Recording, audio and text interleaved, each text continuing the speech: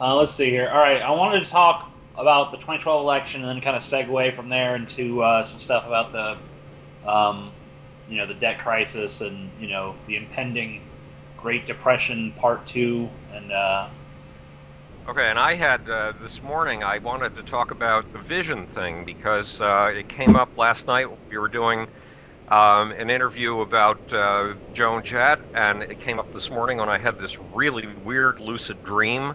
And there is something, and the new book I'm working on is about this thing you're not supposed to talk about because it's called metaphysics. It's where spirit and matter mesh. It's where dreams and reality collide. It's where the impossible goes into the realm of the confabulated and the fictional and the imaginary, and all that stuff is so weird, TJ, and so utterly bizarre, and so much an essential part of our life, and so much untalked about that it's absurd. So I don't know if that fits into tonight's I'm menu. sure you've made stranger subjects fit into odder places. So Oh God, that's what my girlfriend says. Oh well, I should never have said that. She does not say that. I made that up. no, no, you can't take it Kids back don't now. do that at home. Can't back down. Um, Yes. all right. Put your cucumbers back in the refrigerator. I thought we'd kind of start over because we had an interview that got Stop halfway done boiling and my those internet bananas. crashed. Wait a minute. Okay, I'm going a little crazy here. Go Right. ahead. So I'll be quiet. I'll behave I myself. know that you like talking about Ron Paul. I like talking about Ron Paul too. Now, But the we, but the real guy in the deal has been Herman Cain and his schlong this week. well, yeah, but I mean, the thing about I'm not really that interested in talking about him hitting on women. I'm really more interested in his ignorance and his bad policies. For well, instance, but now just there's just a, one for thing. instance, he had an interview with PBS's Judy Woodruff on Tuesday night. He's Yeah. worried that China is trying to develop a nuclear bomb. Uh, Oh God, hasn't China, he heard about the China, 1960s? yeah, they had a nuclear bomb for 47 years now. Yes, exactly. So Oh my God! And in the 1960s, they put up two satellites with one rocket, for God's sakes. And he is he a has put national he's a frontrunner, but I don't think he has much of a chance. He's still polling behind Romney in the first four primary states. So now this is a common statement. You've heard it from a million people, and I hate to make common statements, but people are saying that they enjoy him as a momentary diversion. He's a good hors d'oeuvre, but they don't want him as a main dish. Um, they will not tolerate having him in the White House. However, as an entertainment, the way that Kim Kardashian is an entertainment right now, he is a perfectly good entertainment, and the fact that his sex life has gotten into the mix, whether it's his sex life or not, that's entertaining too. And then there's the notion of, do we make these things up about people? We all know, but we're not supposed to say this. TJ is going to be very hard keeping me from saying things that can get me in big trouble tonight. But we all know that during the women's liberation movement of the 1960s to the 1990s, people went overboard in accusing other people of sexual harassment. Of course, there was a certain amount of prejudice involved in this. There was a certain amount of stereotyping involved in this. The accusations were all coming from women, and they were all being made against men. Now, in all probability, about 50% of those accusations of sexual something or other were accurate because men and women are flirting with each other all the time. And about 25% of them were likely to have been highly unlikely and highly inappropriate sexual moves of some kind. But because men and women are flirting with each other in one way or another all the time, that's what we are built to yeah, do, for there's God's actually sake. a video that's getting some traction on YouTube because of how ridiculous it is. Um, Girl named Healthy Addict, or with the screen name Healthy Addict, put a video up that was basically chivalry sucks, and it's basically about how men are sexist when they open doors for women and when they pull out chairs for women, or when they are nice to women in general. That's all sexist Yeah, behavior. being So being a gentleman is now sexist, or just being nice to people is now sexist. Right. It's like I like what TJ. If I hold the door for you, and I'm like, what does that say about someone who's like a leather larger? What if I do it for a black man or something, or an elderly person? I don't even know the then implications yet. you're racist and you're ageist as well. Well, there was a certain sexual paranoia that became very fashionable in the 1990s. And it was said in one community of these sexual cultists They were all female. These sexual cultists made a cult out of having been sexually abused in childhood. And it was said within that group that if you didn't remember being abused, sexually abused, during your childhood, that was proof positive that you had indeed been sexually abused. Okay, now by that logic, every woman who remembers being sexually abused was sexually abused, and every woman who doesn't remember being sexually abused was sexually abused. And how many women does that leave who haven't been sexually abused? In other 0%. words, yes, exactly. And again, the belief took off like a shot. It was a cult because if you confessed to sexual abuse, you became part of a sisterhood. You became part of a little group. And people desperately need social bonding. Give them almost anything artificial, and they will sexually bond around it. And this was artificial. Again, in 25% of cases, there was probably something justifiable in these claims. But in 75%, what these women were doing was taking their fathers into court and destroying their fathers' lives. Or destroying the lives of other men. So when somebody is accused of sexual abuse, first of all, we forget in this country that there is supposed to be a justice system. When we forget in this country, because we don't have a justice system, we have a hideous injustice system. It's monstrous. It doesn't do what the Constitution says. Secondly, we forget that at the base of that justice system is the idea that you are innocent until proven guilty. That people often make accusations that are mean and nasty and spiteful and are not really based on something real. They do it just because they don't like you anymore and they're trying to get back at you for something. There's always the story of Potiphar's wife. You know, Joseph was lingering in the dungeons of Egypt, and the chief vizier's wife took a liking to him, and he refused to sleep with her, and she took that very badly, so she went to her husband and said, you know that guy down in the dungeon? He raped me! It's, you know, for 2,500 years, it's been generally looked at as a way to get revenge against somebody. So sometimes it's for real, and sometimes women are put in very, very bad positions they should never be in. But that's 25% of the time. The remaining 75% of the time, there's a good chance that a man is being put in a position that will destroy him, that will do more than make him uncomfortable, that will destroy his reputation. And we have to remember that people are innocent until proven guilty. And it is a delightful entertainment, a delightful garnish on the daily boredom of life to be able to carry on all this gossip about Herman Cain and Kim Kardashian. And what was her instant sex life like with this basketball player that she was with for somewhere between 10 days and 10 weeks? I can't keep track. And that she made $18 million off of.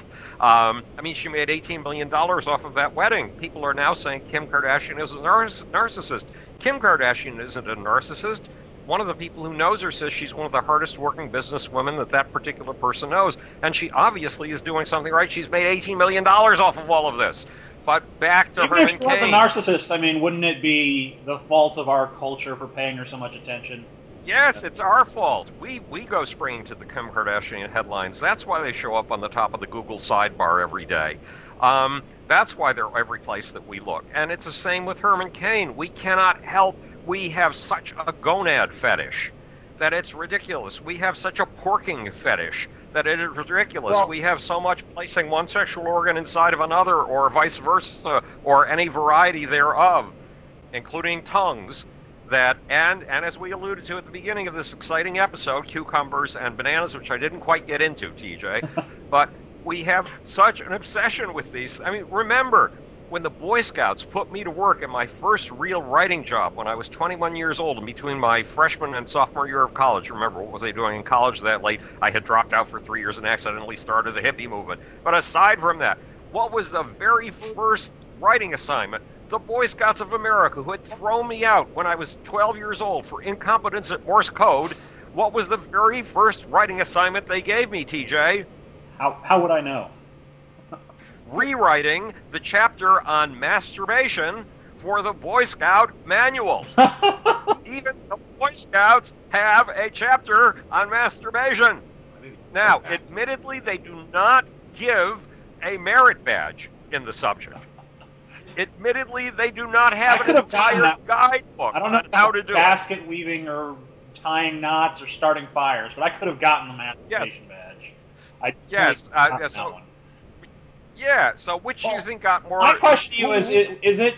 Do you find it? I mean, it's very, I guess it's kind of it would be unusual for you to find something a sad commentary on our culture because you tend to see a brighter side to things more often than not. But I think it's a sad commentary on our culture that when a politician is proposing a tax plan that some estimates say would raise taxes on up to 84% of taxpayers, and of course not the top 84% even, the bottom 84% of taxpayers, that we're more interested in, did he hit on some women too aggressively, years ago?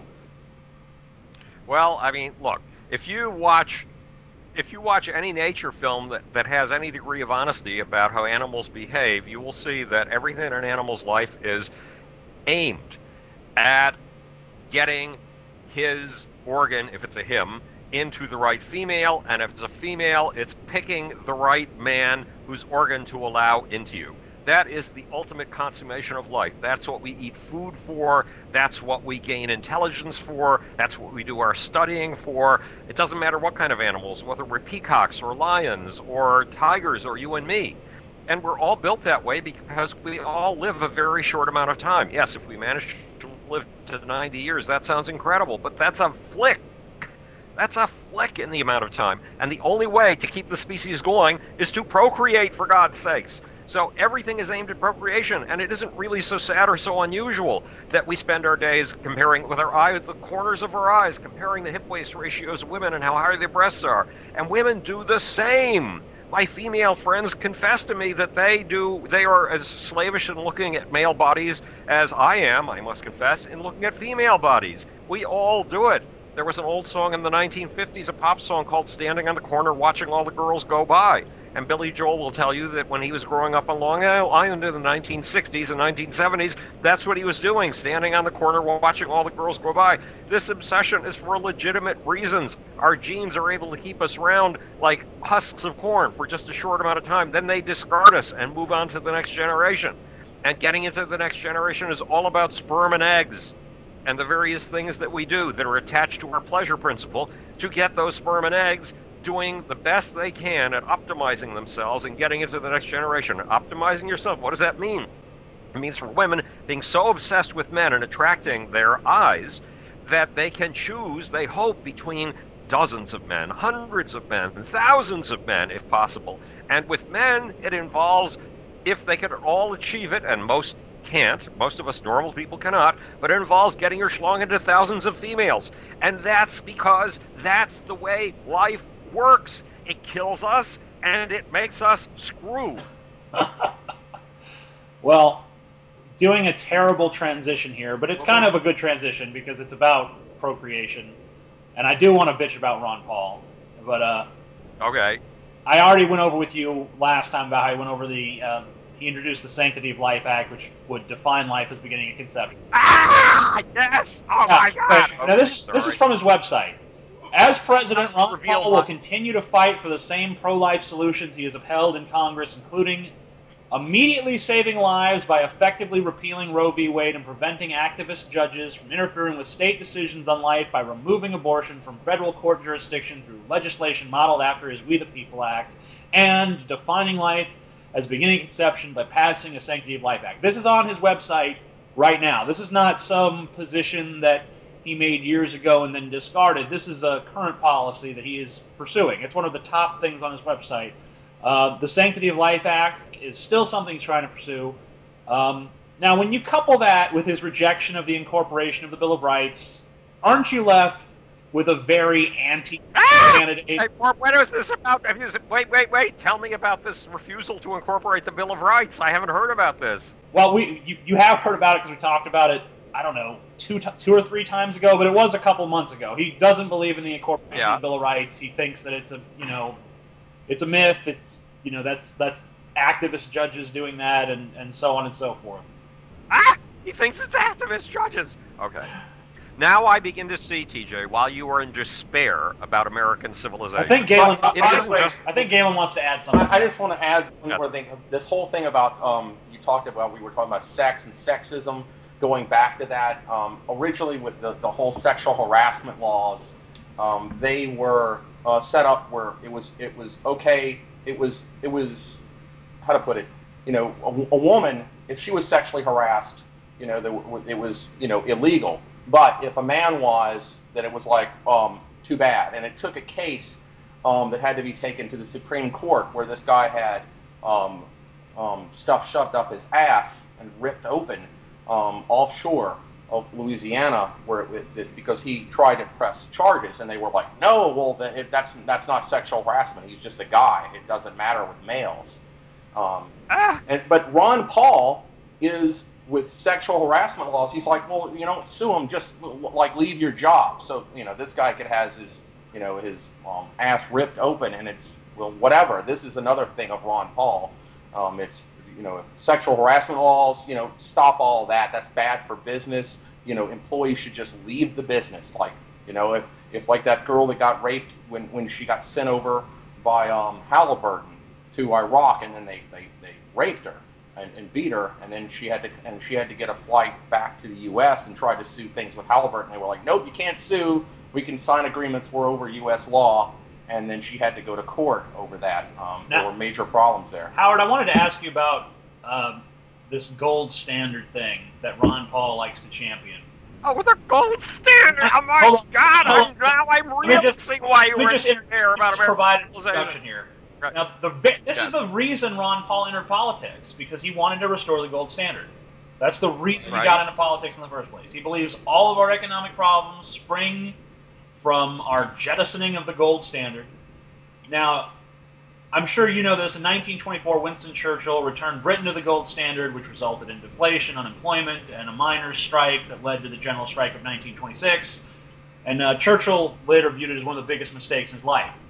Now, my opinion on this is it's just simply not sound finance to tether a growth-based economy to a finite resource. What do you think?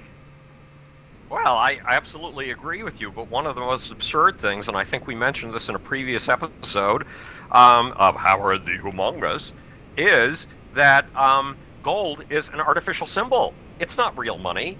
I mean, if you raise sheep and I raise, I'm sure we did this. If you raise sheep and I raise grain, and we want to exchange sheep for grain because you'd like some, little vegetable matter in your diet, and I would like a little meat in my diet, plus a little wool from the sheep.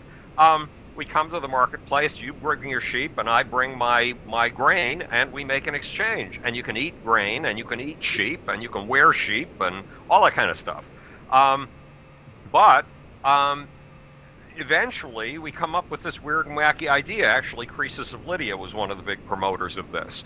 And the idea is, okay, you come to the marketplace with a little batch of this yellow metal, and I come to the marketplace with a little batch of this yellow metal, and we negotiate over this little metal, over something you can eat, over something that you can wear as clothing. What? These yellow things of metal? They're not clothing. They're not sheep. They're not grain. They're not anything. I can't do anything useful with them. Nothing at all. They are symbols. What are you trying to do? Pull a con on me? I mean, is this some sort of a heist? This cannot be for real. If we have to go back to real money, for God's sakes. So, okay, it's Babylon. It's the Mesopotamia 6,000 years ago. Let's get rid of the Fed. Let's get back to real money, TJ. Bring me your sheep. I will bring you my grain. Until we show up with sheep and grain, it's just a bunch of sleazy accountants trying to rip us off. All right, I don't want So I to belabor these election stuff. No, I want to tell you my recommendation. I've got a recommendation here. My recommendation is that the United States Treasury swear off the paper standard, swear off the gold standard, and get sheep.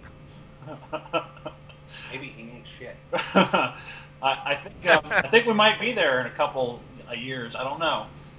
Well, it I did certainly want to talk about. thinks. I did want to talk to you about Mitt Romney because I haven't really got your opinion too much on this guy. Okay. I want to talk about. Yeah.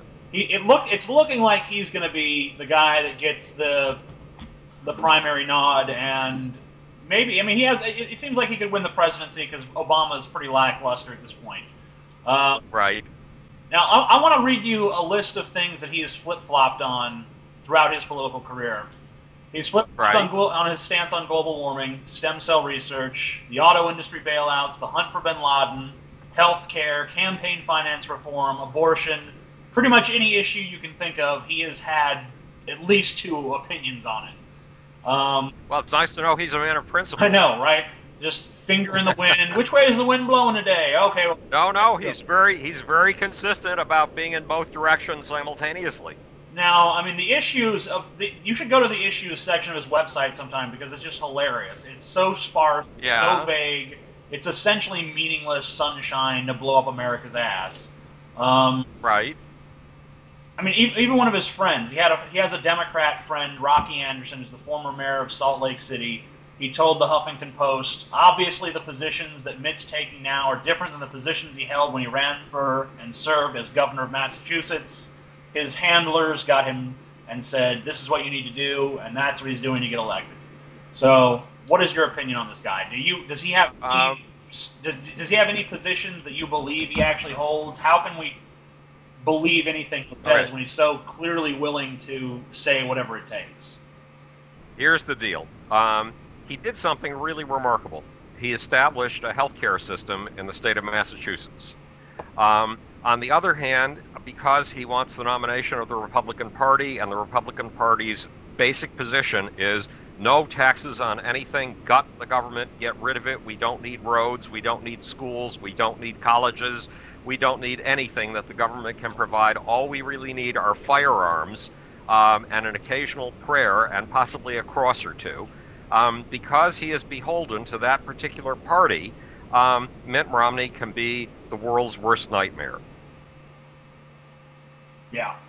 I mean, my problem with him, I'm not seeing a whole lot of difference between him and Obama at this point because it seems like Obama might have the same syndrome of just being able to say whatever it takes and then do whatever he wants. I mean, Well, let's yes, I let's think kind you're of go through absolutely the right. list here, just really quick, and then I'm gonna let you take it over. It's Obama promised in no uncertain terms to leave the issue of medical marijuana to the states, yet the federal government has cracked down on it like never before. He did not withdraw the troops from Iraq. Bush did. It's actually Bush's plan to withdraw the troops by 2012. His healthcare reform is basically a birthday present to the private insurance industry. His base demanded a public option, and he failed to deliver it. He promised to close Guantanamo Bay, and he barely tried. Drone strikes are up under Obama, which I don't have a lot of problem with, but I know that a lot of other people in his base probably aren't too fond of it. He backed down on letting the Bush tax cuts expire. He spoke out against the violence against the protesters in the Arab Spring, and yet he was silent when Scott Olson, the Marine, was critically injured by police with no provocation at the peaceful protest at Occupy Oakland. His immigration policies are draconian. Um, Even the Justice Department thinks his policies on immigration are draconian. Um, Basically, at best, you could view him as a wimp who governs by half measures, and at best, you could view him as another corporate shill in the vein of Dick Cheney. What do you think about this guy? I mean, do you have any defense or correction? I don't have a what I have. Well, first of all, I would prefer I'm a dyed-in-the-wool Democrat, so I would prefer a Democrat to a Republican. I agree with But you that why we at are this looking point? at a bunch I'm of asking. we are looking at a bunch of spineless individuals. They're not spineless; they're politicians. We're looking at a bunch of people who don't have the basic. There is something. Look, I used to work with superstars. I used to work with Prince and Michael Jackson and Bob Marley and people like that. And why in the world did they become? How in the world did they become superstars? They were in touch with something deep in their gut that was more powerful than the normal them of everyday life, and they let that something deeper in their gut than anything else in their life, that passion, that essential commitment to something, that essential truth, even if it was a truth they couldn't articulate in words, they let it come out. It flared. It exploded on stage. It exploded in their music. They were committed to something. Without that commitment, they wouldn't have been who they were at all. Not at all. We have not had, and you know that I used to demand that of the people that I work with, absolutely demanded it of the people I work with. We haven't had a president who represented that kind of gut conviction in my lifetime. Now, maybe I'm shortchanging somebody here. We had a promising 2 years or so, with John F. Kennedy, and he did make that wonderful speech about the moon, and he did tell us that we had to do it not because it was easy, but because it was hard. But we could look at any one of these guys, and we would see them flip-flopping all over the place. Now, look, we don't want somebody like Adolf Hitler who is all conviction and no sense of limits, no sense of morality, no moral compass, although Hitler had his own perverted moral compass. Anything that was good, that was going to advance the dominance of the Aryan race, the blonde and blue-eyed gorgeous people, and bring them into the sun while it turned everybody else into a slave of some sort or into a stock animal. Every bit of that was good as far as he was concerned. So he had a moral standard. It just was an awful, horrible, horrible moral standard. But there has to be somebody who has convictions and also has an ability to maneuver in the difficulties of a political climate, of a political stream, of a rushing Mississippi, which was the comparison that was made for Abraham Lincoln. He was compared to a raftsman rafting the Mississippi, and the Mississippi is filled with all kinds of cross currents, all kinds of nasty surprises that could do you in at any second. But it also has currents that could keep you going at a swift pace. And the big trick, this is a guy named Lowell from the Lowell family in Massachusetts who wrote this about Lincoln. And Lincoln's big trick was his ability to sense the small current that was going to take you in the right direction and to avoid the currents that would deep six you. Well, but to do that, you needed to be on a raft, and the raft was personal conviction. Now, you could find a lot of flip-flopping in Lincoln, too. Lincoln, at one point, came out with a plan that would free the slaves in 100 years. Well, that was in the 1850s. That means that your black friends and mine would have still been slaves, or their parents would have still been slaves until just 40 years ago. He had various other plans. He was willing to take many paths to the way he was going. But underneath it all, maybe we didn't discover this till after he was killed, but underneath it all, there was a deep personal sense of guiding conviction. And you are dead right. We need a leader who has soul and passion, because we are a nation, again, I apologize, I have said this a million times, it is the vision thing all over again. We are a nation without a vision, we are a nation without conviction about ourselves. And nobody can rouse that conviction in ourselves but somebody who has conviction and conveys it. And none of the people we're talking about has that. Obama got away with being elected by simply repeating one word, change, change, change. Well, change is a blank screen, and we project ourselves and all of our dreams onto that blank screen. But the minute you become a politician, you have to build that in with realities. Unless you have some convictions you've shared with your public, you're in big trouble. And unfortunately, Obama has shown very few convictions. You are absolutely right. But we need somebody with convictions, and that's why Kane is irrelevant to me, at heart, at soul, where it really counts. Kane is irrelevant to me. Mitt Romney is irrelevant to me. The one man who was relevant to me was John McCain, because he seemed to have that sense of conviction. Then he lost it. He really lost me. Every once in a while he shows a sign of conviction of some sort, but then he goes haywire again. And certainly Obama has proven to be a great disappointment. But it doesn't look like somebody, a real, is going to come along, maybe in our lifetime. Is there something we should do about that? Yes. I'm not sure what. It's something we need. You know the old quote in Proverbs, that without a vision, a nation will perish. Without a vision, a people will perish. We are perishing. And it can also be said that without a leader with that vision, without a charismatic leader whose charisma is yoked to something positive, to something that can pull a country forward, without that kind of leadership, a country languishes, and we are languishing. Cut the soul out of a country, cut the soul out of a body, and the body dies, and we are dying.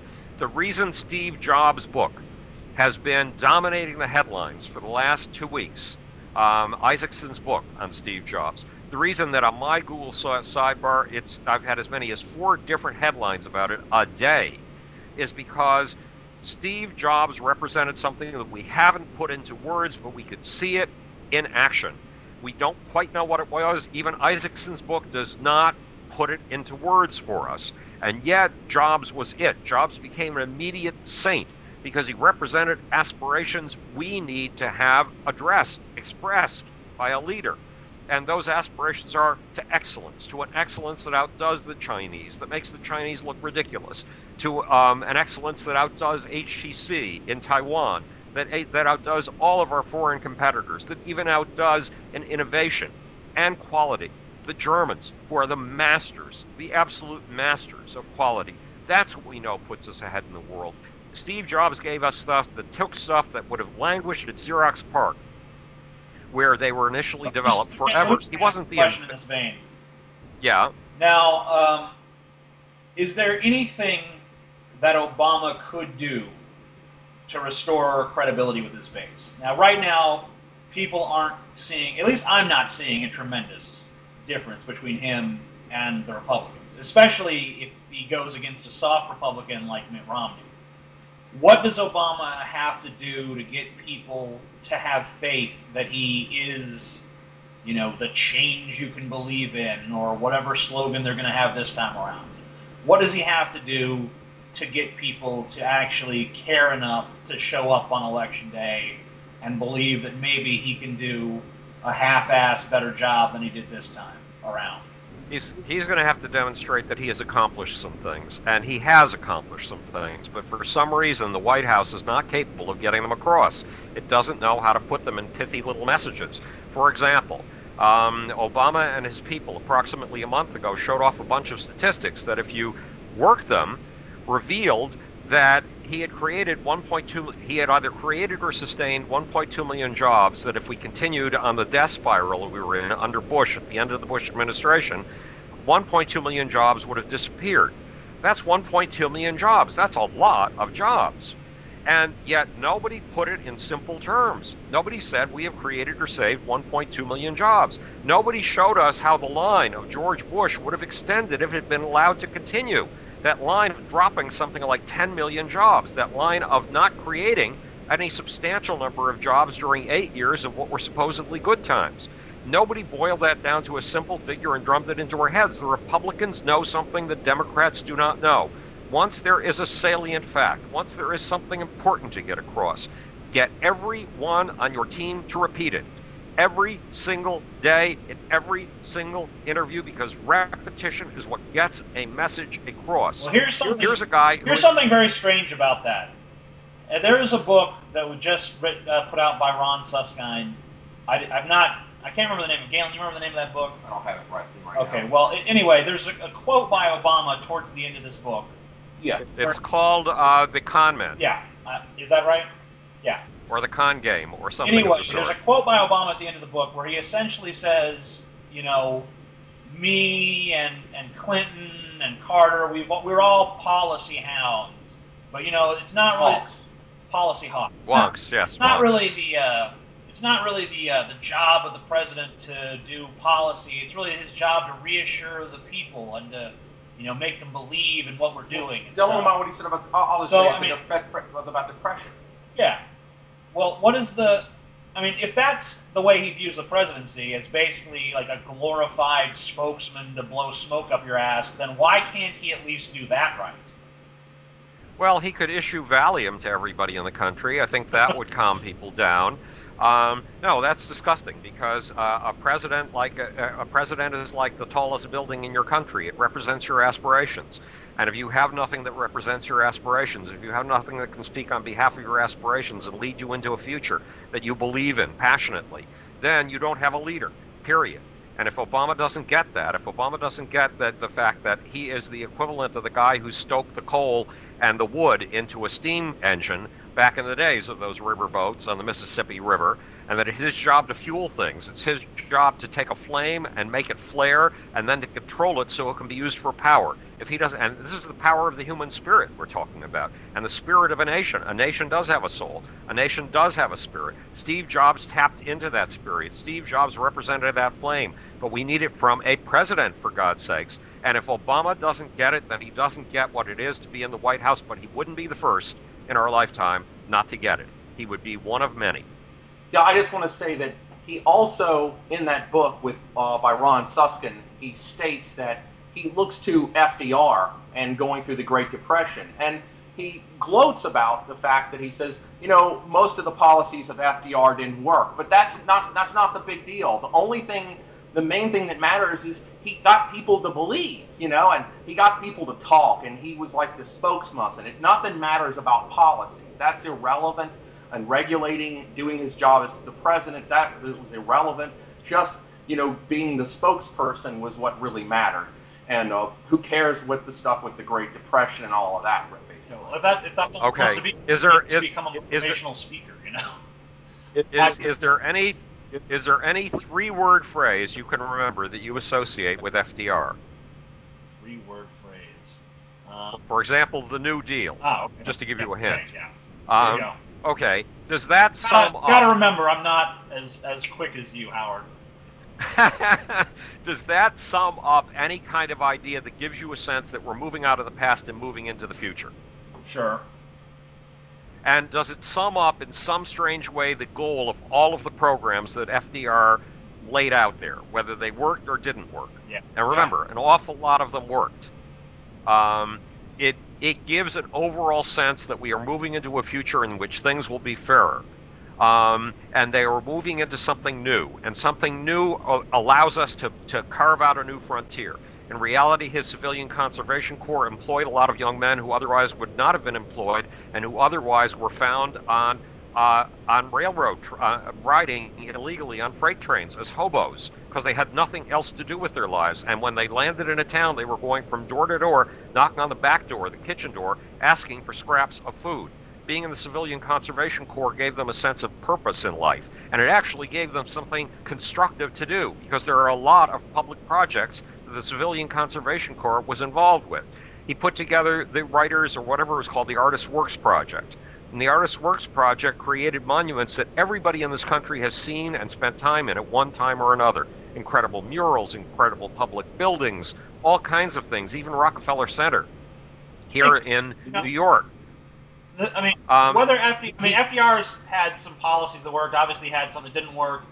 But the thing about it is, for Obama to look at that and say, "Oh, well, obviously the policy didn't matter at all. It was all just how it was presented." I mean, FDR, without a doubt, presented his policies well to the public, and that is well. Let me get back to some things that Obama has done that he's got to start talking about a lot more, an awful lot more. He saved General Motors. He saved a bunch of jobs. His opponents bellyached that he was socializing a capitalist free enterprise business. Well, if he was socializing it, why has it increased the number of workers, increased the quality of its workmanship, and increased the public confidence in the quality of its workmanship? Why has it won some J.D. Powers Awards or J.W. Power Awards or whatever they're called for excellence of a kind that it was not winning at all before Obama stepped in and saved it? That demonstrates that Obama can step in and save an alleged private enterprise industry. He also has been working very hard on this green energy thing. And so far, all we're hearing about are his failures. Oh, I'm sorry, you're going to have some failures, you're going to have some successes. Who's telling us about his successes? Has he had any successes? We wouldn't know. Why? Because people do not know how to get these positives across. They do not know how to take a simple message and repeat it 1,000 times. Only the Republicans know how to do that. And it isn't a mark of intelligence, of intellectual incapacity. It isn't a mark that we're all lobotomized and stupid idiots, that we need to hear things 1,000 times. That is the way the human brain works. It is tuned to repetition. It is tuned to screen out, in most cases, what it only hears 3 times or 4 times. It is tuned to take in what it hears 30 times or 400 times. And if Obama doesn't know that, if he is too high and mighty to condescend to the actual capacity of limited brains like mine, I have no memory. I have no memory. And that's normal. We're all like that. I mean, how many is the time that you don't say something to somebody because you don't remember their name, even though you've been introduced 10 times and you love them dearly, but you're just too embarrassed to admit that you don't know it? And why are you too embarrassed? You take it for granted that everybody else knows names. You're the only one who doesn't. No, I'm sorry. If Obama's going to be a leader, he has to understand the real nature of us human beings. And even the allegedly most brilliant of us are incredibly forgetful. Tell us your message over and over and over again, and eventually we will get it. If you have to fight the press to get it in front of our eyes, then you're going to have to say it 10 times for every one time it gets repeated. that means you're going to have to say it 1,000 Well, I times. mean, he And seemed to getting your case understand this across. during the campaign season when it was change you can believe in, change you can believe in, yes we can, yes we can, yes we can. But And that's then he because stopped, change and you then can when the believe in. campaign stopped, the message stopped. It was just like, well, That's now we're just doing what we do, and you know. That's because change you can believe in is a manipulative mask of a phrase. Well, Um, it hides what you really are all about. It's something that anybody who is not in power can enunciate over and over again, and anybody who isn't in power does enunciate over and over again, but perhaps not as frequently and not as successfully as Obama repeated it. But you are absolutely right. He understood the power of repetition back then, but now that it comes to real policies, he's forgotten it, and he has to remember it again. let me ask you a question. You were talking about the auto industry bailouts a little bit earlier, and when we went in and we bailed out the auto industry, I think we gave them something like $60 billion. Is that right? Vaguely something like Something that. like that. Okay. We went in there. We made them make tons of concessions. We made them get rid of CEOs. We made them comply to exacting standards. And yet, when it came time to bail out the banks to the tune of a much larger sum of money, there was practically no oversight. It was like, hey, here's the money. Start writing loans. We trust you. Why is that? And that was hideous. And I'm not sure I can answer that question because there was a pattern established with the Bush administration, and it was keep the dominoes from falling, do anything you have to do in order to do it. You're going after a $700 billion amount of money. That's an amount of money that no one in America has ever heard of before. $2 billion and $4 billion was a lot of money back in the days before Hank Paulson came to us, insisting that we give $700 billion immediately to keep the banks from collapsing. Hank Paulson, as you know, I believe, was very successful in keeping the dominoes from collapsing. They're still in danger of collapsing today.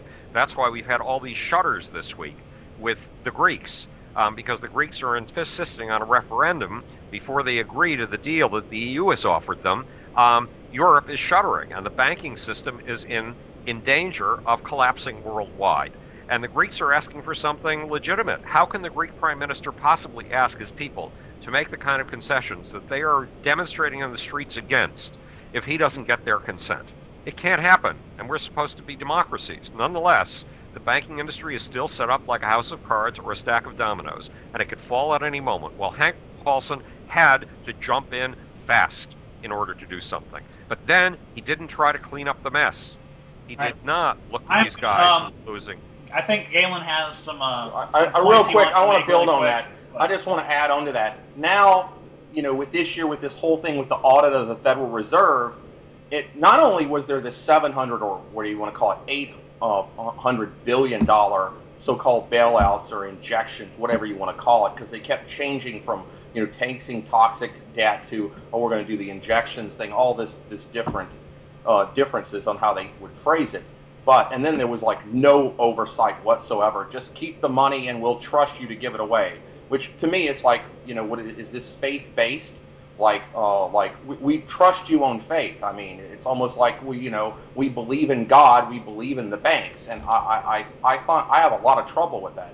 But I have a lot more trouble with when they did the audits of the Fed. They found out they gave in the past few years $16 trillion away, and I'm like, and then there's like with no percentage, and they're just like here. And we talk about 700 billion, and everyone went freaking out. And then after forcing this audit of the Fed, we get 16 trillion, and then on top of that, then we have, which I think you've discussed with TJ some before, how Bank of America, this Merrill thing with getting the FDI to silently, they quietly got leaked with only on Bloomberg Online. It just kind of trickled around the internet a little bit.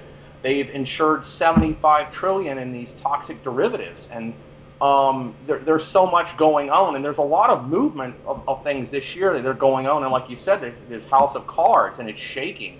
And I'm like, the 16 trillion, and where's the oversight with that if they didn't even do 800? I mean, Goldman Sachs alone, with all of this that's going on between the Federal Reserve and those bailouts, got at least 800 by themselves. I mean, what did Citigroup, I think, got like 2 trillion?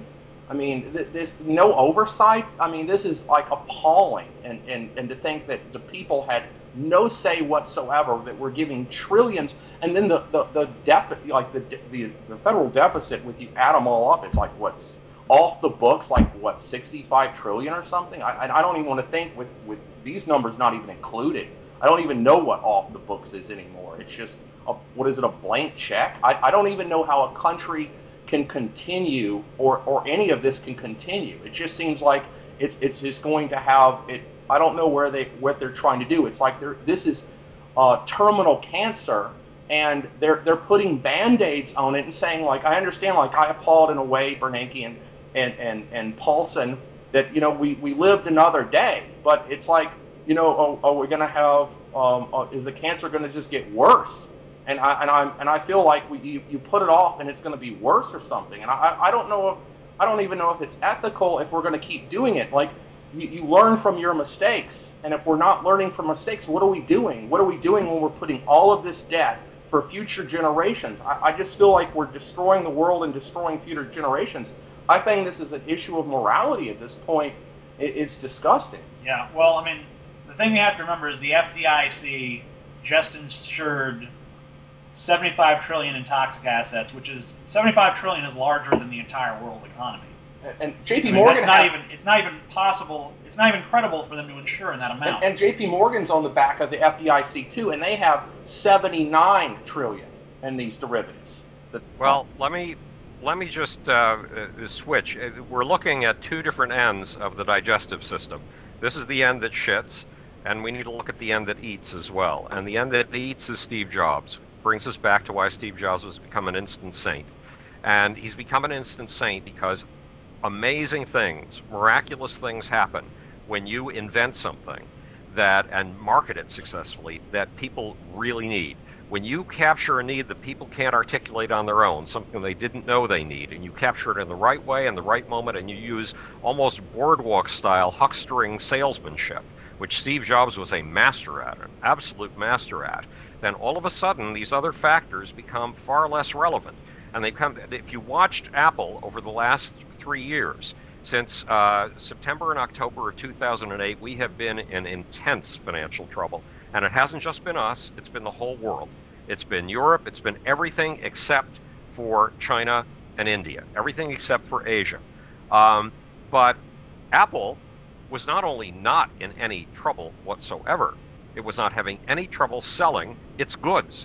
In fact, its goods were increasing in sales so rapidly that it was ridiculous. People were lining up like crazy to buy every new Apple product at a time when they were supposed to not have any money whatsoever. And Apple ended up by 2 to 3 months ago, as the highest value company in the world over Exxon, which has a huge advantage in the oil industry.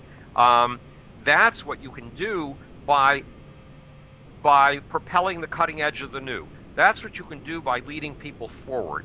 If you constantly look at the shit you've left behind in your tracks, you will never move forward. Now, does that mean that we don't have problems that we have to clean up? We do have problems in the banking sector we need to clean up. Moral hazard has disappeared. That is the idea that you get punished in some way, at least by having your, $14 million diminished to $2 million, and you get fired. Look, the guy who ran General Motors got fired. Obama did not feel that he could resurrect that company, or he and his team did not feel like he could resurrect that company with the same guy on the job who had taken it into the pits.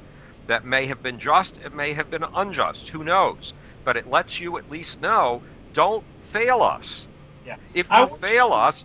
I want to kind of expand on what you're talking about here, because I'm glad you brought up the Steve Jobs thing, because Steve Jobs is really sort of the old style of capitalist, where you create something and sell it. And that's not really the people that we've had a problem with. That's not the kind of capitalism that's been so detrimental. It's been the other kind of capitalism where you put in an algorithm in a computer somewhere. The middleman. It pulls up it pulls up these crazy figures and figures out that if you buy this here and sell this here, and if you unload these toxic assets here and move this money here, then you can make, quadrillions of dollars every fucking minute of every day. Well, it's also That's been totally it's also been the capitalism, but incredible. there's not. It's been the mortgage thing, and Well, I mean, in the that's an mortgage. example of them, basically, swindling people. And But they were only partially swindling people. I mean, remember the whole motivation behind that program, both in the days of well, it started under Clinton, and then George Bush decided he liked it too, and it was the idea of the ownership society. It was the idea that we'll give people with a marginal income the opportunity to own houses, and once they become property owners, they'll become entirely different kind of citizens. They'll become responsible citizens. It was a noble mission as it started out. And then it brought in a lot of people who wanted to make a lot of money selling a lot of these mortgages to a lot of people who didn't have any paperwork. And the idea of paperwork, in other words, once upon a time, you were screened so carefully for a mortgage, it was ridiculous. I mean, getting into Harvard was easier than getting a mortgage, or at least that's the way it seemed. And you went through months of paperwork while they checked you out in every conceivable way before they gave you a mortgage. But this new system of the 1990s and the early 2000s under Clinton and under Bush, both of them, was a system in which you didn't have to show up with any paperwork. They made the paperwork up on the spot. They had 45 sheets to 145 sheets of paper that thick, and they filled them in with artificial figures. They made them up on the spot. And who made them up on the spot? The guy selling you the mortgage. And why did he make them up on the spot? Because he wanted you to get that loan. Because if you got that loan, he got his percentage. And you were just an ordinary citizen. You wanted that loan too, and you wanted that house as well. Well, unfortunately, this wasn't tenable. We weren't just building on a marsh. We were not just building on peat or on whatever that stuff is, quicksand. We were not just building on quicksand. We were building on water without pontoons. Sinking was very easy under those circumstances. So remember, to the extent that we all participated in that infusion of wealth that had nothing to do with what we produced for each other, we were all participating in this, and we all, a lot of us, I thought it was a good idea. It sounded like a good idea to me. It was generous and it was kind and it was trying to lift people up above their previous station in life, and that sounded wonderful. It wasn't until I ran across some of the paperwork and actually got to look at it and realized that the figures that were being filled in were totally phony that I realized something wrong was going on here. By that time, it was 2006. You normally don't have access to people's paperwork on their mortgages. That's unusual. But I did manage to get access on some of these papers. It was 2006, and by then it was too late. We were most of the way into the slime. Plus, there's the fact that these crashes happen one way or the other. They happen to bacteria. They happen to prairie grouse. They happen to voles. They happen to white foxes. They happen to all kinds of creatures. They happen to fish. They happen to crustaceans.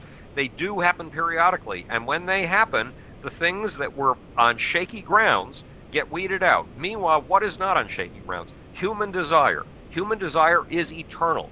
In the midst of the worst of all possible circumstances, human desire is still there waiting to be tapped.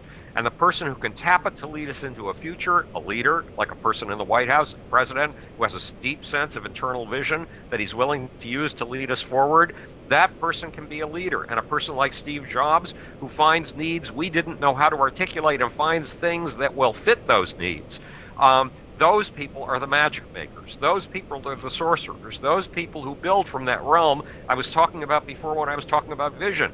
They build from the realm of the impossible to the realm of fantasy, and from fantasy down to the level of just possibility, from possibility to reality, and from reality to something we all take for granted. I mean, I don't know about your iPod, but my iPod's been so superseded, the fact that it doesn't work doesn't bother me anymore, and I'm not thinking of getting it fixed. It's old, it's a commodity already, but once upon a time, not that long ago, it was one of the greatest things on earth. And when Steve Jobs came up with the idea of podcasting, I thought he was crazy.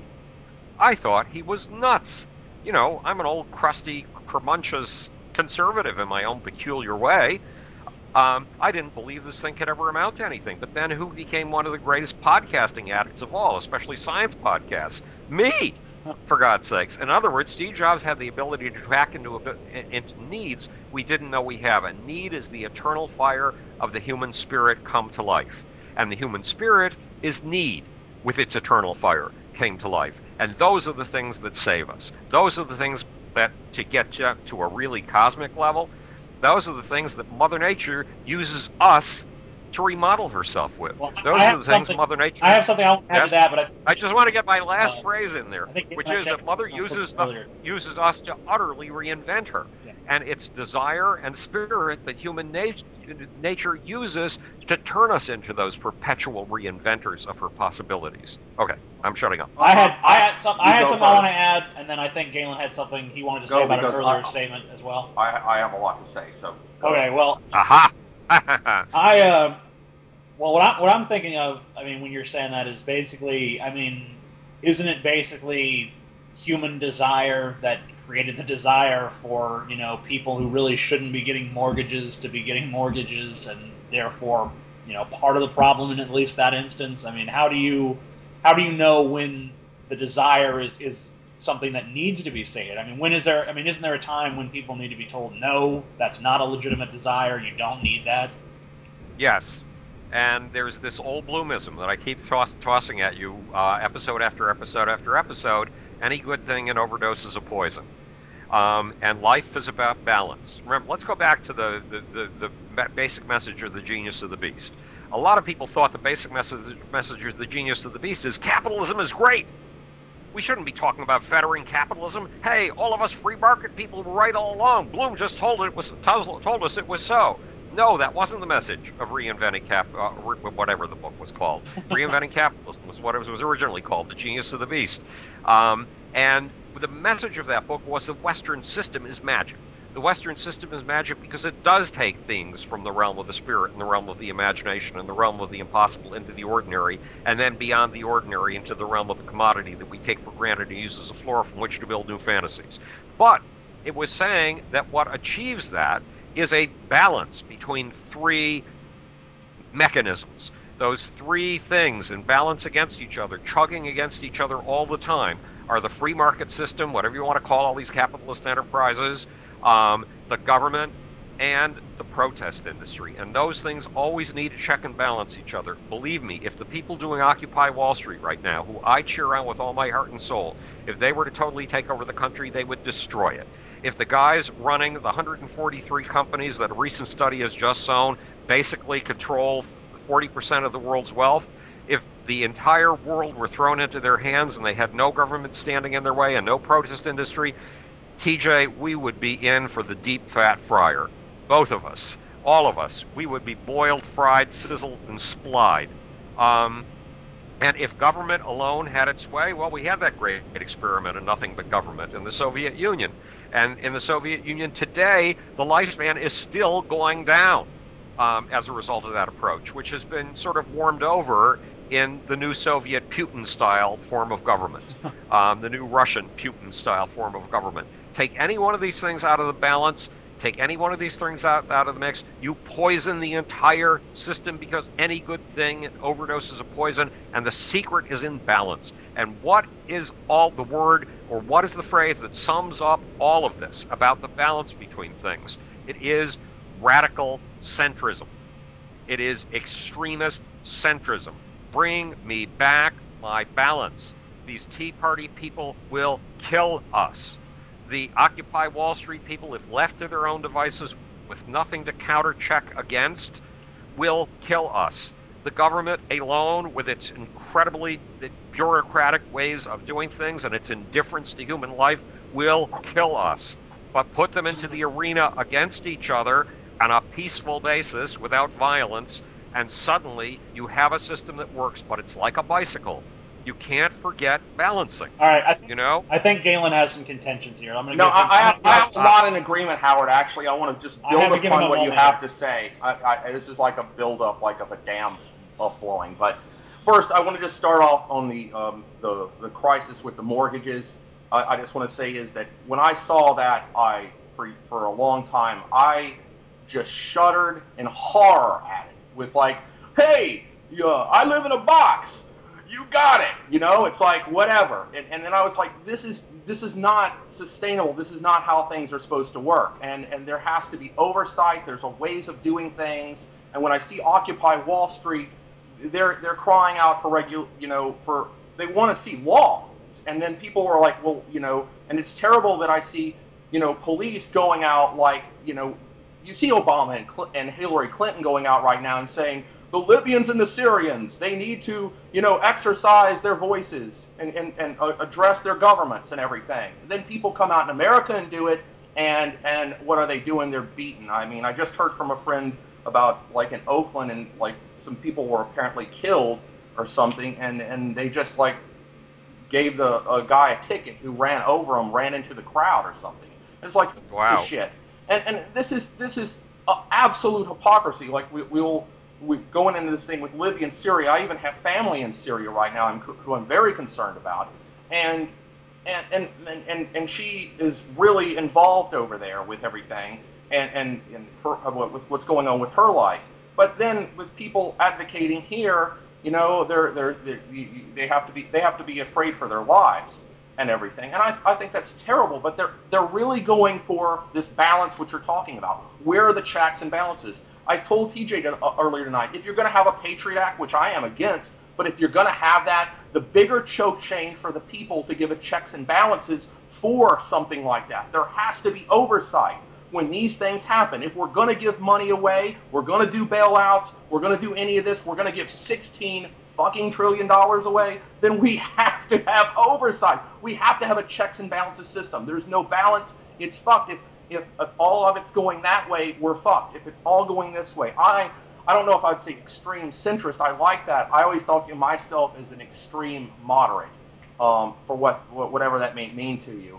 That's how. Well, Yeah. I think you and I are jumping up and down so much, and for good reason these days, that extreme moderate doesn't quite cut it. But it doesn't matter what the words are. The basic idea is to get a phrase out there. The way that Obama got out a change you can believe in for a long time. We just have to have a phrase out there that represents our point of view because we have to have a fucking movement. Um, a guy named David Tam down in Florida has written a terrific book on the history of global histories, the history of universal histories. And at the end, it has this whomping, stomping, amazing, incredible, anthemic conclusion. By the way, you can't get this book in stores. He hasn't gone to publishers with it yet. And it says that humans need a goal. They need to be able to thrust themselves at a goal. They need to be able to fling themselves at a goal. They need to be able to march and dance toward a goal.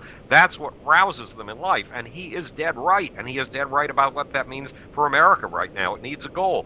So you and I, as radical centrists or radical moderates or whatever the hell it is, radical balancists, we have to fix on one phrase, repeat it 1,000 times, and find other people that we can grab around us who will rally to that phrase. When I asked David Tam, the guy who wrote this book, what he's going to do with it, he said, well, I want to join it with the genius of the beast and make a movement. Well, yeah, that's fine. I'm busy finishing another book right now, and I'm trying to figure out how to make this a movement, but one way or the other, take a name, pick one of them, radical centrist, radical moderate, whichever it is, and let's run with it, because otherwise these others who are at the extremes will dildo us to death. Well, And they'll do it after putting lighter fluid on the dildo and lighting it. well, right now I just want to say with Occupy Wall Street, when the country has so far, our government has failed to regulate. I mean, first of all, we're going way in one direction and an extreme, like if a person robs a dollar, you can go to jail and be in prison, and it's not going to be a fun experience. But if if you get a couple $1 trillion and you just like keep it and distribute it out to all your top employees, you're going to be doing fine. It kind of depends on who you are and what system you're in. I mean, there's a lack. Like at one point, there's no law or regulation or oversight, and then there's extreme. Like you go out and protest and say the government's not doing your job, and then these people are you have police with clubs out there. It's like I really wonder. Like I think it's the people have to act and speak up when their government fails. Thank God they're out there. They do have to speak up, and I get as horrified as you do when the police go out and start doing things that I find as unconscionable as you do. The kinds of things that we are condemning in Syria for good reason.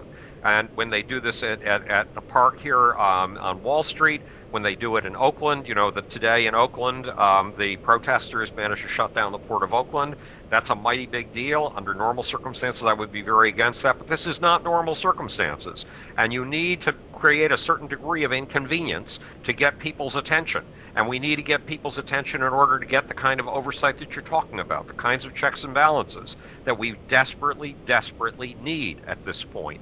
And no, police should not be doing things like bashing that poor veteran that was probably in a coma at this point. I agree with you 100%, but one way or the other, the radical centrists have to find their voice. The radical centrists have to say, I'm tired. I'm fed up. I am fed Well, up with this extremism from the left. I am fed up with extremism from the right, and I I mean, am fed what up you're with describing, extremism from above. what you're describing to me kind of sounds like how I view Occupy Wall Street. Because I mean, they're basically saying, let's regulate, let's get, Everyone I know feels that way. What TJ's saying. Right. let's make these people. I mean, let's accountable, make them accountable accountability and responsibility. to us, to our government. Right. Well, Our I'm citizens. all for that. I am very for that. But It, I there do know might that come a in the point. I think I know there's a lot of anger out there. I could see how it could spiral out of control and people could, start to take on a more extremist position. And I hope that doesn't happen. I hope they stick to their current message. But One real thing. I just want to say that most of the people, from what I know, and being somewhat involved with the Occupy Wall Street movement, that it's not a left or right issue. It's a human sustainability, to have accountability with government for due process of law for everyone. And it seems to be unbalanced right now. And people are detecting this balance and they're passionate about it. They might not can explain it into history like I feel I can. I know you could talk forever on it too. I know TJ feels very strongly about these things, but people are passionate and they're willing to go out there and take risks against being beaten and imprisoned. And I find it commendable. I mean, when I look at like Gandhi in 1906 when he started his Satyagraha campaign in South Africa, there was something there. I mean, they risked a lot and fighting what the bigotry they fought there. And so right. James Lawson and Martin Luther King in the 50s and 60s when they started in Tennessee and in Alabama and Mississippi. Well, they brought balance. They genuinely did. And sometimes you need to lean over to the very, very side and out of the boat in order to counterbalance the boat when it's about to tip over in the other direction. And I'm with you. I agree with you. I think that Occupy Wall Street is just what we need, and it's just when we need it. And I am encouraging it from my little seat at the tea lounge where I'm trying frantically to finish my next book so that you can read it. But so, yes, but then the question is, how do we get radical centrism off the ground? And that's something I haven't had a lot of time to think about. One of the things I'm now on the board of a group called Humanity Plus. Humanity Plus is a transhumanist organization. It has been very hard for me to understand over the years what a transhumanist organization was, even though transhumanist organizations and I seem to have been doing a pas de deux with each other, a minuet, for the last 15 years or so. And when they asked me to be on the board, I got on board and then discovered that this is a group that's about changing the very nature of what it means to be human with technology. This is a group of technology celebrants, of people who just love technology, who see what it can do, who see that it constantly takes us into a future we scarcely ever imagined before. And one of the members of the group, actually the head of the board, Ben Goertzel, who's quite a scholar in his area, global brain, which is one of my areas, Ben Goertzel came up with an idea, Future Day. Well, I think it's a fantastic idea. We have no holiday in America that directs our attention toward the future. We have no holiday in America that makes us look up. We have no holiday that makes us imagine what we want to be 1 decade, 10 decades, and 100 decades from now. And we need something that will do that for us. We need a yearly World's Fair that will get us to display every extravagant fantasy we possibly can that we think may be doable someday. Because we need to be constantly dancing our way towards those fantasies, for God's sakes. It's joy that ultimately propels us. It's joy coming from the front, and it's punishment coming from the rear. And we need a balance between the two of them. Yeah, I'm all for especially Future Day. especially when we have numerous days dedicated to commemorating events that have passed. Yeah, and like Columbus Day. Yeah. The only thing I'd say about that, and I mean, the only thing I could think of that could shit on that at all is the fact that we used to have a lot of we used to dedicate a lot of thought to the future, I think, and the fantastic wonders of the future that we wanted really never came to pass. I mean, we got our iPhones, and that's really cool. I like my iPhone, but I'd still rather have a Hilton in space, or a colony on Mars or something. So, Well, I think. Well, the Hiltons of space are getting doable. hope so. They were So we not were supposed to have they them in 2001. So And yes, we were supposed to have them in 2001, and the kind of budgeting that we were able to put together when we were racing with the Russians and when that competitive spirit was in us, and when we were responding to the international competition the way that we respond to hockey games, and cheering on our favorite football team or our favorite baseball team. When we were doing that, and the Russians were giving us a run for our money, then for a brief period of time, the government was able to get the kind of money it took for the space program to get us to the moon. And then that money ebbed. Then that money went away. We need the competitive juices flowing again. This is why I've been criticized for this, but I went to China, to Chengdu in the spring, and I sat there face to face with the head of a group of 5 people who've been investigating for the last 5 years, harvesting solar power in space and sending it down to Earth in China. These guys are from the Chinese Academy of Space Technologies. And I said to him, look, he's at the end of his 5-year grant. He needs to get his next 5-year grant. I said, look, you need us in this race in order to motivate your government to give you your next 5-year grant. We need you in the race in order to motivate our government to give us any kind of grant at all. We need each other to get those competitive juices flowing. What would fall be like without football teams? And what are football teams doing? They're competing with each other, but they're competing within a cooperative structure called the NFL, and they're building the game of football. I want us to race the Chinese to harvest solar power in space. I want us to race the Indians to harvest solar power in space. I want us to race the Japanese in order to get solar power from space. Why? To build the enterprise of getting solar power in space, because when we break open that pinata, TJ, we are breaking open resources that make the resources on this pitiful pebble of a planet look pathetic by comparison, and we are opening space to life. For the very first time, we are taking the grand enterprise of life beyond this one tiny little stone. And that is our destiny. That is what we are here for. Bacteria can do all the rest. They can do almost everything we can do. The one thing we can do is get above the atmosphere, get beyond the gravity well, and get us the 8.5 minutes it takes. That's all it takes. 8.5 minutes above your head, and we're there. And we now have the inflatable hotels. I mean, we have 1/3 scale models up there. Cockroaches and scorpions are living in them. They've been there for 3 years. For 3 years. And Bigelow Aerospace, the company that's making them in Nevada, is ready to put up more. It's just looking for the right launch vehicle to put them up. We are almost there with all the things we dreamed of in 2001, A Space Odyssey.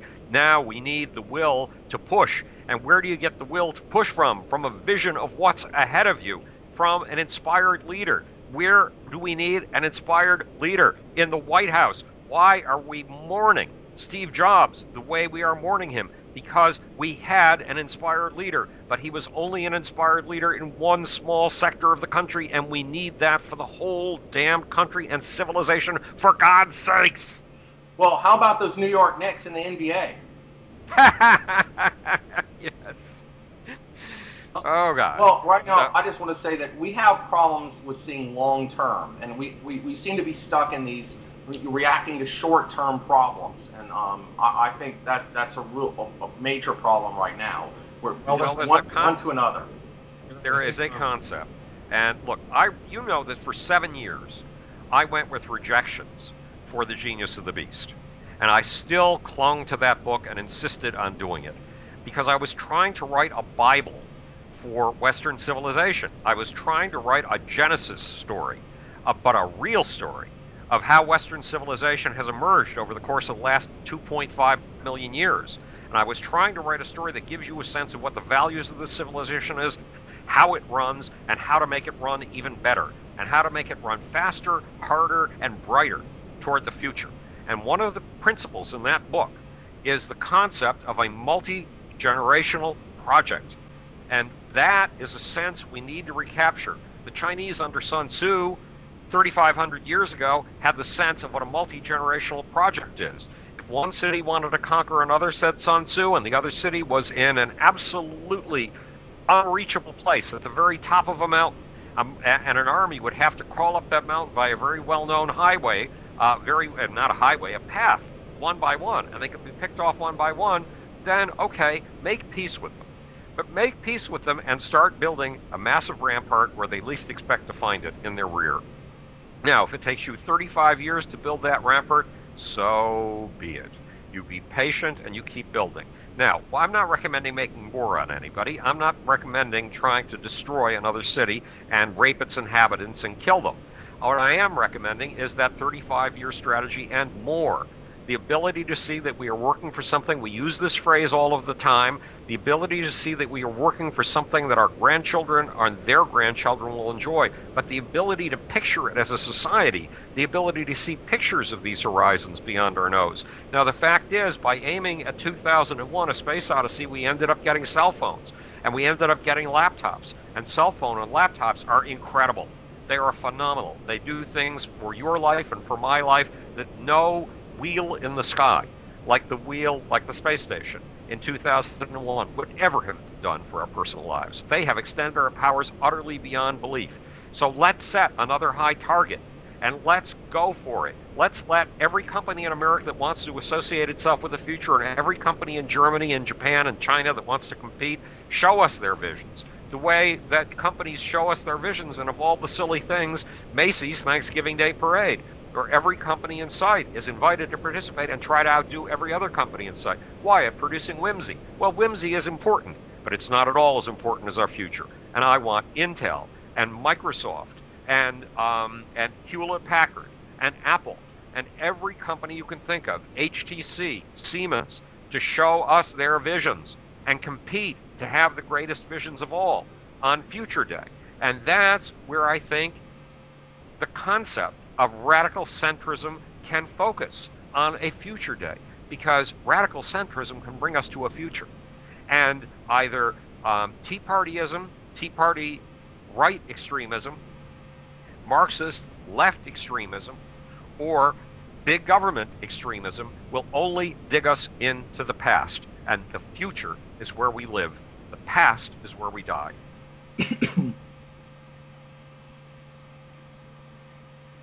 You there? Yep. Yeah. Hello? Sorry.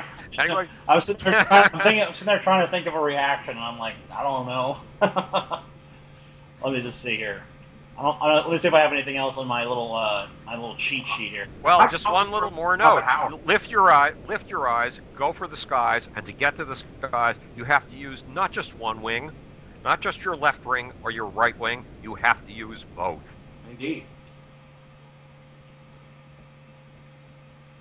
Again, balance, I think, has been the key word tonight. And this goes from Occupy Wall Street and how we look at everything. One of the problems when I look back at how, like, writers, I've read a book recently, reread it, FDR's Folly, an awful book about the Depression. It's by this guy from the Cato Institute. But it sounds like Oh, God. the Susskind. It's a propaganda screed. Oh, yeah. Okay, go ahead. When I was reading in the Susskind book about Obama, it might as well have been Obama was like citing everything in the book. I mean, he might as well be Thomas Sowell, the way he's talking, and that's it's terrible, because when we look at it at something completely through one way. Years ago, TJ came to me and he was just like, "Do you just see things from a neuroscientific lens? What's your lens?" And sometimes you just have to, throw all that stuff in your head out and to see it as is the best way, and to look at it new. And you have to regain that balance, because a lot of time we get so filled with so much bias that when we apply this, like, it's only this economics. Like, I keep wondering, why is Alan Greenspan? Why are all these people, do they have such faith that these people really are going to do this? Why do people have so much faith in these politicians? I mean, you get so much into a system in this group psychology, and and they become blind by it. But we have to have that balance. It right in our mind's eye. It's very important, so we can see and so we can act. so we can have critical observation. Balance and leadership. Yeah. We need balance and leadership. And we need the zeal from beneath, which is your zeal and mine, in order to make the leaders happen. Because if no one else will lead, then we have to. And that's what the people in the Occupy Wall Street movement are doing. They are leading without a leader. And they know it. They're doing it deliberately. They're doing it in the spirit of democracy. They're doing it in the spirit of freedom of speech. They're doing it in the spirit of freedom of assembly. And they're doing it in the spirit of conversation, the spirit of colloquy, the spirit of engaging each other and letting many ideas flow instead of just focusing on one idea and beating it to death and using it to carve away through the heart of the culture. And if you carve away through the heart of the culture, you kill the culture. That's what the Tea Party movement people are doing. That's what the radical left tends to do when it's in power, not that it has been in power for a very long time. And that's where the all-government types like the Stalinists. Let me ask you about the Occupy Wall Street thing. Do you think that Occupy Wall Street should endorse a candidate, or would that be too antithetical? I mean, 70%, it would be 70% absolutely of the protesters identify as independent. They do. It would be absolutely antithetical, and for a reason. Occupy Wall Street speaks on behalf of the frustration of a bunch of us who are really fed up. And it doesn't matter whether we come from the left, the right, or the center. It unites all of us in that spirit of frustration, that spirit of saying something has to change. Occupy Wall Street is not in a position to advocate any one particular change, Right. because we all have different versions of that change. But it is there to say, look, you bozos, wake up. You can't just keep doing things the same old way. You just can't keep putting Washington up for sale to the highest bidder. You can't put. I think I told you before that a candidate who's going to run for any position anywhere in America is told right up front, you're going to spend 50% of your day doing your job if you are elected, and you're going to spend 50% of your day raising money. That's even if you get into the White House. Well, what does that mean, 50% of your day? 50% of your day is up for sale. And it colors the rest of the 50% of your day, because the 50% of your day in which you're making policy and governing is going to be dictated by what you're able to collect money for just a few hours later when you start making your money calls. Right now, Washington is up for sale. Right now, the Justice Department is the injustice Justice Department. If you have $1 million and you take a person who's only got $10,000 to court, you win, even if the judge decides at the end of the trial that the guy with the $10,000 was right. Why? Because the guy with only the $10,000 at the end of the trial owes $150,000 and is broke and has lost his health. And you, with your $1 million, even though the judge has said you are wrong and has made you pay a fine of something like $10,000, you are ahead. You have just crushed your enemy. There are a lot of big problems. The biggest problem in this country is every single major system in this country is based on an old organizational model, bureaucracy. And bureaucracy was something invented in 1895 when a brand new spanking invention, the file cabinet, was invented in order to allow everybody access to the same batch of information. So you had the central office that gathered around the file cabinet, and all of a sudden people had access to information retrieval. It was an utter revolution in information retrieval. That was 1895. 1895 is 116 years ago, for God's sakes, and we're still operating with bureaucracies that were built around the file cabinet. Give me a break. Bureaucracy has shown that it is old and broken and tired. It takes too much money. It hires too much people to accomplish too little, and it becomes indifferent to human life. It becomes indifferent to human joy and human comfort. And now we have the laptops we're talking on right now. Now we have cell phones that can do everything that those central file cabinets, those central offices could do. And we haven't invented our way into the future using these new technologies. Give me a break. Bureaucracy is killing us in the injustice system. Bureaucracy is killing us in the governmental system. Bureaucracy, it's called the Pentagon, is destroying us in the military system. We've talked about the fact that Al-Qaeda runs rings around us, and so does the Taliban, and so does, the Haqqani group. They all run rings around us without having a great, big, expensive bureaucracy. We are being killed by the cost of a great, big, expensive bureaucracy, the Pentagon. And bureaucracy reigns in the medical business, where we've gone from 8% of our economy being poured into medicine, the way that the Chinese are pouring 8%, the Japanese are pouring 8%, but today it's up to 17%, and it's on its way to 22 and 25%. Why? Because of the medical bureaucracy. If we reinvent these social organizations around these new tools, the ones I keep pointing to when I keep yanking this out of my. See that? Oh no! How do you get that in front of the camera? That. If we reinvent around that and around the laptop on which you were probably watching this and in which TJ and I are making it, all of a sudden you have a revolution beyond bureaucracy, a way out of the Franz Kafka hell that right now is choking, clogging, and killing us. Well, we are at the hour and a half mark, so I should probably wrap this up. I don't know if you have anything else to say. I don't know if Galen has anything else to say. I don't have anything else to say. I would like to say one thing, and that is, if you think that radical centrism is a valid idea, then let us know. Put it in the comments section on the YouTube thing, and put your email address in there. Not that we'll ever have time or manpower to go getting in touch with you, but just in case.